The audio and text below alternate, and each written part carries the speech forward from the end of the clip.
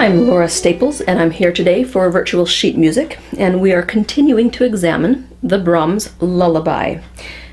We already had 3 videos on this piece where we examined the 3 ingredients of tone production: bow placement, which is your sounding point, bow speed, and bow weight. And we examined each of those separately as much as we could because they're so interrelated. And when we were doing that, I told you I was deliberately ignoring bowings and fingerings. I was doing exactly what's printed and keeping things in first position. But now I'm ready to dress it up a little bit.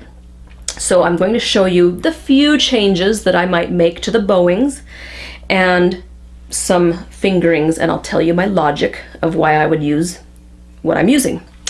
So this piece begins in your edition of your music with a up, up, down, and that double up bow just, it inhibits my breathing and I don't feel as free to do it.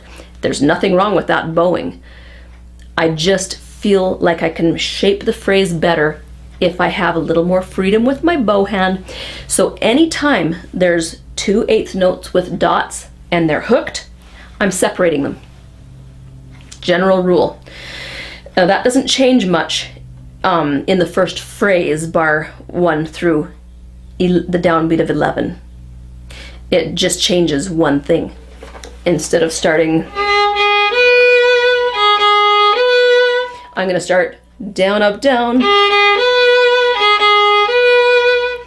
And that's the only change. And then it straightens itself out, actually, so we don't even have to worry about anything that follows. A lot of times when you change one bowing, it changes everything after it, and so you have to make adjustments. But that's a clean change. So bar 2, I would simply play down, up, down. But then things get a little hairier with my choice of bowing, because in bar 11, we start a new phrase, and it has those 8 notes with dots. And I really want to be consistent, so I have to get back to a down bow to do that again, because bar 11 ended on a down bow. So I just have to do a bow circle. I have to retake my bow so that I can do another down bow. That's still not too big of a deal. Okay, so bar 10,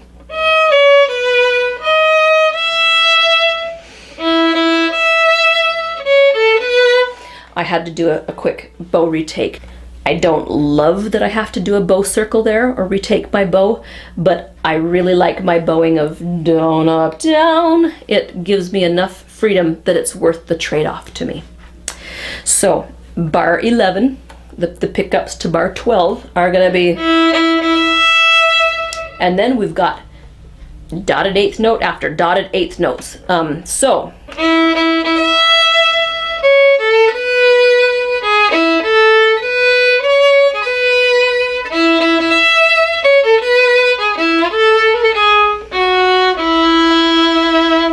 I'd like to try that phrase with you so that you can experience it and feel it for yourself.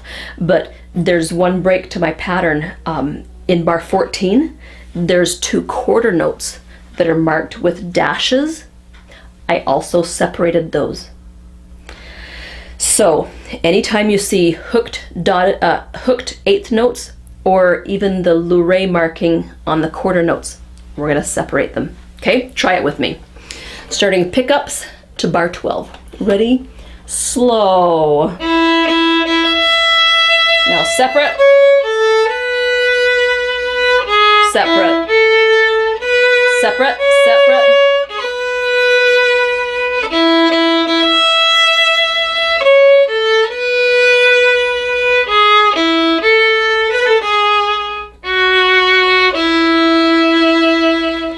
Okay, and on those last 2 quarter notes at the end of bar 18, I put a little portato on those, even though it's not marked. And I think you could do it either way. That's my personal preference. Okay, so that changed a lot of the bowings in that phrase, and that's just how I personally feel it, and so that's how I would perform it. Doesn't mean that's how you have to.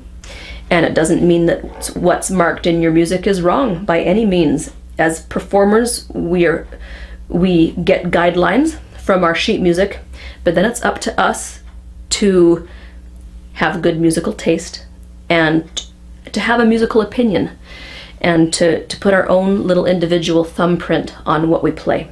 Now, there were some obvious issues in that passage, which brings us to the topic of fingerings. Let's just go to the biggest issue, bar 18. Those grace notes present a huge issue for me because I don't want to play a big open A, and yet if I try to play a fourth finger, then those grace notes are horrible. So the logical solution is to be in third position right there. And incidentally, I like to just shift right up on that A. So you're going to shift to a second finger right there. So the 2/8 notes before come on a down up, and then, so can we start the 2/8 notes before bar 18? But a shift up, up, down. Let's try that. Ready? Go.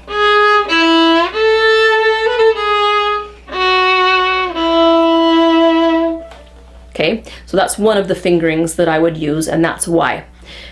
Because open A is ugly, and because those grace notes make it impossible to use a fourth finger. Not impossible, but very awkward. Okay, I would start the beginning in third position because I want my warmest, most covered sound that I can possibly muster for the opening of this lullaby. And first position A string isn't my most beautiful sound. So I want to be up in third position on my D string. So if you know third position or if you're working on it, this is a really good place to consider using it.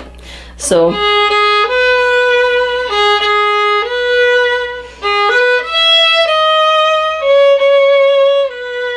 you have to have an awesome fourth finger right there on that C sharp. It takes a little work, plus you want vibrato on that for sure. You don't want to neglect that note. That's one of my favorite tug notes, remember? All right, so that passage, that whole thing would be in third position, and then I would shift down for the F sharp in bar 6. So after my tug note, I shift down right here.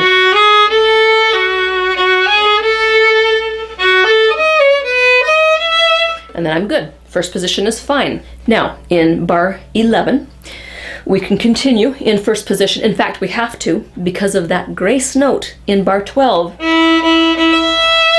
We have to play an octave, E, very rapidly, and it's not going to work if you're in a different position. So 1, 1, 1, 4.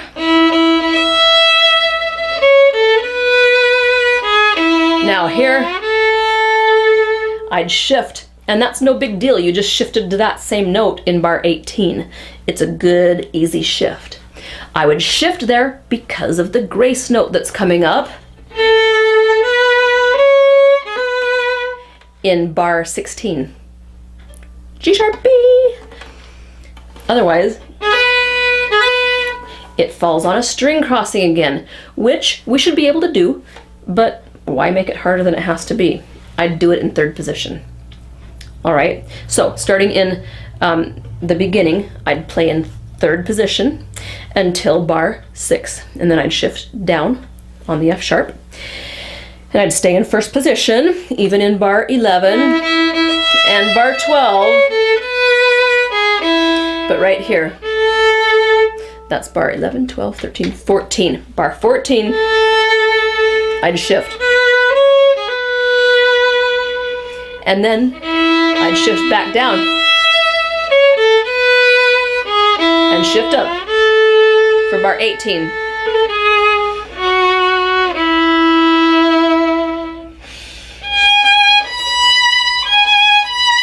And then we begin the next phrase, which we'll discuss in another video, which is the same melody, just up an octave. and there's a magic position that works very well for that phrase. So I'll show you that in the next video. I'll see you there.